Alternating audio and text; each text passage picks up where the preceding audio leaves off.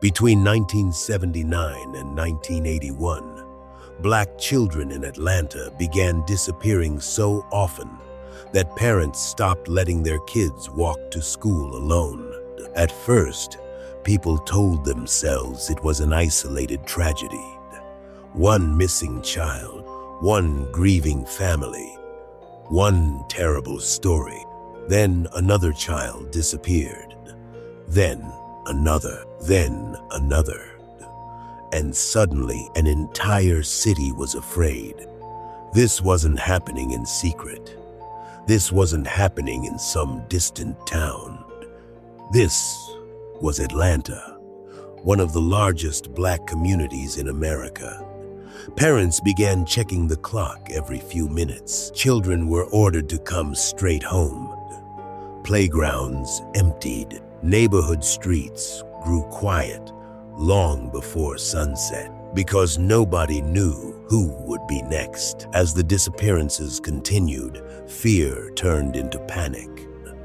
Churches filled with worried families. Community leaders demanded action. Black fathers organized patrols. Mothers stood at windows waiting for children who were late coming home. Every unfamiliar car looked suspicious. Every stranger became a possible threat, and every ringing telephone brought dread. Police investigations expanded. Search teams moved through woods and vacant lots. Helicopters searched from above. Reporters flooded the city. National television crews arrived.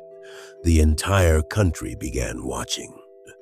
But for Atlanta's Black families, this wasn't a headline. It was personal. The fear became part of everyday life. Children no longer walked alone. Adults escorted groups home from school. Parents created phone trees to warn neighbors. People slept less, worried more, and trusted less. Eventually, investigators focused on suspects. Interviews were conducted. Evidence was gathered. Arrests were made. But controversy followed. Questions remained.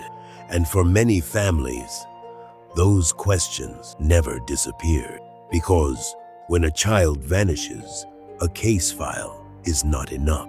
A courtroom is not enough. A news report is not enough. Families want certainty. Families want answers. And some families believe they never received them.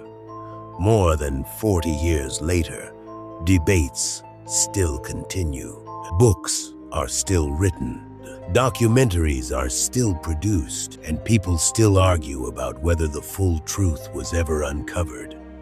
But there is one fact nobody disputes. For nearly 2 years, Black families in Atlanta lived through a nightmare. Children disappeared, parents were terrified, and an entire city changed the way it lived. Because the most frightening part of this story wasn't what people knew. It was what they didn't know. Who was responsible? How many victims there really were? And whether the whole story has ever truly been told. The scariest stories are often the ones that actually happened.